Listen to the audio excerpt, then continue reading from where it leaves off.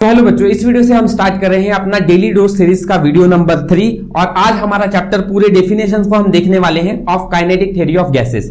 इससे पहले 2 वीडियोस बना के रखे हैं जिसमें मैंने बहुत से ट्रिक्स आप लोगों को बताए हैं कैसे आप डेफिनेशन को याद कर सकते हो। प्लीज उन दोनों वीडियोस को देख लेना।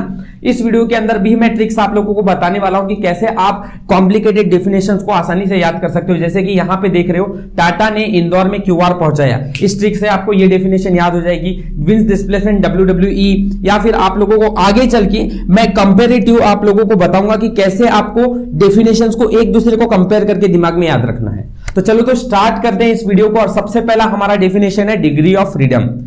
डिग्री ऑफ फ्रीडम की definition total number of independent quantities required to describe the position and configuration of the system completely. अब ये डेफिनेशन को याद करते समय है ना, बहुत तकलीफ ये आती है कि याद कैसे करें इसको जल्दी और ट्रिक के साथ की लॉन्ग टर्म के लिए याद रह जाए। तो यहां पे मैंने स्टेटमेंट क्या लिखा है, टाटा ने इंदौर में क्यूआर पहुंचाया। अब इस स्टेटमेंट का मीनिंग ये है कि टाटा जी ने सबसे पहले क्यूआर अपने इंदौर सिटी में लगाया था। अब इस ट्रिक का इतना ही कनेक्शन है कि आप लोग सिर्फ इसको दिमाग में याद रखो जिससे आप लोगों को स्टेटमेंट याद हो जाएगा। पहुंचाया का मीनिंग ये होता है कि वहां पे सबसे पहले उन्होंने ही क्यूआर कोड्स लगाए थे। ठीक है, अब देखो क्या होता है इससे। तो total number of independent quantities, total number of independent quantities required का मतलब यहां टी इस टी को डिनोट कर रहा है, एन यहां का एन, ने का एन इसको डिनोट कर रहा है, इंदौर का आई इंडिपेंडेंट को डिनोट कर रहा है, क्यूआर में क्यू और आर क्वांटिटीज रिक्वायर्ड को डिनोट कर रहे हैं। बाद में चल के पहुंचाया का पी और यहां का सी उठाओ जो कि पोजीशन एंड कॉन्फ़िगरेशन को डिनोट कर रहे हैं। सो अब इससे हुआ क्या, तो इस स्टेटमेंट को याद करो। टाटा ने इंदौर में क्यूआर पहुंचाया, टाटा ने इंदौर में क्यूआर पहुंचाया। अब इसको पढ़ो, टाटा is total n number, total number of independent quantities required to describe, इसको थोड़ा याद करना है आपको, to describe position and configuration, position and configuration of the system completely. तो अब वापस से इस डेफिनेशन को बार बार रिवाइज करेंगे। Total number of independent quantities required to describe position and configuration of the system completely. बहुत अच्छी तरह से याद हो जाएगा, थोड़ा बहुत रिवीजन करना पड़ेगा। मैं बोल रहा हूं कि टाटा ने इंदौर में क्यूआर पहुंचाया, इसको आप बोलोगे कि total number of independent quantities required to describe position and configuration of the system completely. बस बात खत्म बच्चों, हो गया याद हमें ये डेफिनेशन अच्छी तरह से। चलिए आगे बढ़ते हैं अपने नेक्स्ट डेफिनेशन की तरफ, विंस डिस्प्लेसमेंट। विंस डिस्प्लेसमेंट में जो है ये WWE याद करने को बोला है। एक्चुअली पूरा का पूरा याद करने की आपको जरूरत नहीं है। यहां आप लोगों को इतना ही समझना है कि वेवलेंथ जो है वो इनवर्सली प्रोपोर्शनल टू टेम्परेचर होता है। पर यहां शुरुआती वर्ड्स जो है वो थोड़े बहुत कॉम्प्लिकेटेड है। विंस डिस्प्लेसमेंट का आप लोगों को इसलिए W लिखा हुआ है। Wavelength for which emissive power, wavelength for which emissive power WWE। शुरुआत का वर्ड याद हुआ क्या, wavelength for which emissive power of a perfectly black body. बहुत ही इंपॉर्टेंट, या sorry of A black body, ये बहुत इंपॉर्टेंट वर्ड है। ब्लैक बॉडी आपको लिखना ही पड़ेगा एग्जाम में, नहीं तो मार्क्स नहीं मिलेंगे। क्या लिखा गया है, wavelength for which emissive power of black body is inversely proportional to temperature. बात खत्म। Emissive power of perfectly black body is inversely proportional to its temperature. That is, मैंने इसको फॉर्मूले की भाषा में लिखा। चाहो तो आप इसको याद कर सकते हो क्योंकि इसके ऊपर न्यूमेरिकल भी आ सकता है। Lambda max is equal to directly proportional की जगह पर बी आएगा डिवाइड बाय टी। तो ये फॉर्मूला आपका बन जाता है विंस डिस्प्लेसमेंट का कांस्टेंट, ये टेम्परेचर, विंस डिस्प्लेसमेंट 2.898 इंटू 10⁻³ याद कर लेंगे। वेवलेंथ की डेफिनेशन एंड विंस डिस्प्लेसमेंट का डेफिनेशन आपको याद हो गया। ठीक है, चलिए आगे थर्ड डेफिनेशन की तरफ बढ़ता हूं मैं। आप लोग इसको स्क्रीनशॉट ले लो और रिवाइज करते रहो बार बार। Third, coefficient of absorption. अब इसको आप याद करो कंपैरिजन के साथ। कंपैरिजन मतलब क्या, ratio of amount of heat absorbed, कितना हीट एब्सॉर्ब किया to total quantity of heat incident, और कितना इसके ऊपर इंसिडेंट हुआ। सपोज कर लो ये सरफेस है, सरफेस के अंदर कितना हीट अंदर की तरफ गया और कितना इसके ऊपर टकराया, कितना हीट एब्सॉर्ब किया इसने और कितना इस पे आया हुआ था। बस इतनी सी बात, इसको बोला जाता है absorption, ratio of amount of heat absorb to total quantity of heat incident. ये total quantity of heat incident हर वक्त सेम रहेगा।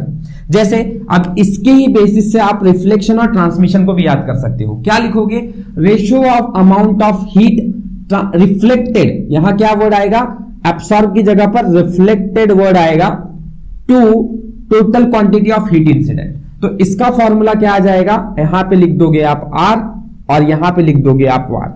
तो ये रेशो हो गया total amount of heat reflected to total quantity of heat incident. आराम, एकदम इजी डेफिनेशन। सेम ट्रांसमिशन के लिए क्या होगा, तो ratio of amount of heat transmitted to total amount of heat incident. खत्म, फटाफट कर लेंगे, आप लोग तैयार करेंगे। हम जल्दी जल्दी इस वीडियो को खत्म कर रहे हैं, तो आप लोग ये सारी चीजें अपने डेफिनेशंस को लिख लो अच्छी तरह से और याद कर लो। आगे, diathermanous substance, a substance through which heat radiation can pass. ऐसे सब्सटेंस जिससे हीट रेडिएशन पास होता है वो डायथर्मेनस होता है, और ऐसा सब्सटेंस जहां से हीट रेडिएट पास नहीं होता है उसको हम बोलते हैं अथर्मेनस। तो अगर कोई पूछे अथर्मेनस की डेफिनेशन बताओ, a substance which does not transfer heat radiation, या a substance through which heat radiation can not be passed. कुछ भी लिखो, समझ में आ रही है बात। आगे चलते हैं। Next, perfectly black body. Perfectly black body, a body which absorb the entire radiant energy incident on it.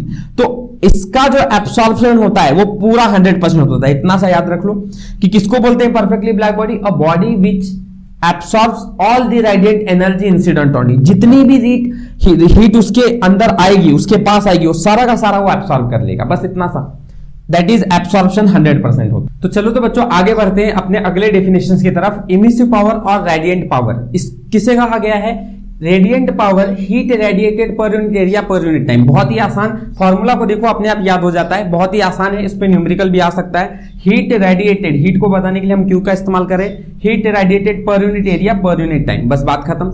इसका आपको एग्जाम में यूनिट भी पूछा जा सकता है। तो यूनिट क्या रहता है, देखो ध्यान से, यूनिट हीट का यूनिट क्या रहेगा, इस आप लोग को पता है, इसको हम जूल में बताते हैं। तो जूल पर एरिया मतलब मीटर स्क्वायर और टाइम मतलब सेकेंड, तो joule per metre square second, ये हो गई इसकी यूनिट। आसान सा फॉर्मूला है, heat radiated per unit area per unit time.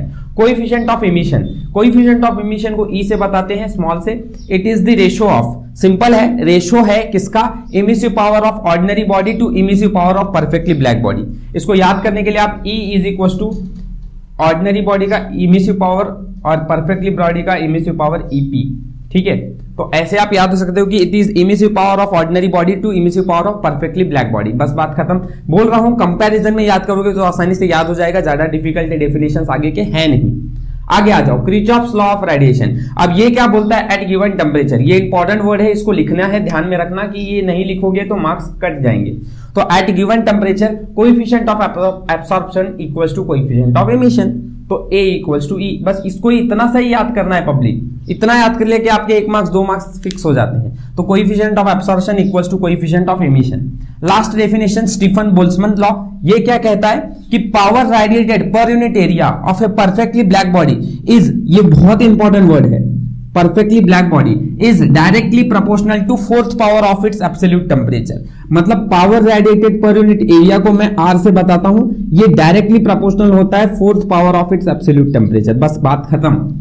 आप लोगों को कंपैरिजन करके देखना है कि इस सब में क्या फर्क है और इजीली इन डेफिनेशंस को याद कर लेना है। Power radiated per unit area of a perfectly black body is directly proportional to 4th power of its absolute temperature. I hope so ये वीडियो आपको अच्छा लगा होगा। सारे डेफिनेशंस तो जो थे वो सारे जल्दी जल्दी हमने कवर कर लिए हैं। आप लोगों को ये सारी डेफिनेशंस इंपॉर्टेंट है, अच्छी तरह से पढ़ते रहो। मिलते हैं अपने नेक्स्ट वीडियो के अंदर। Thank you for watching.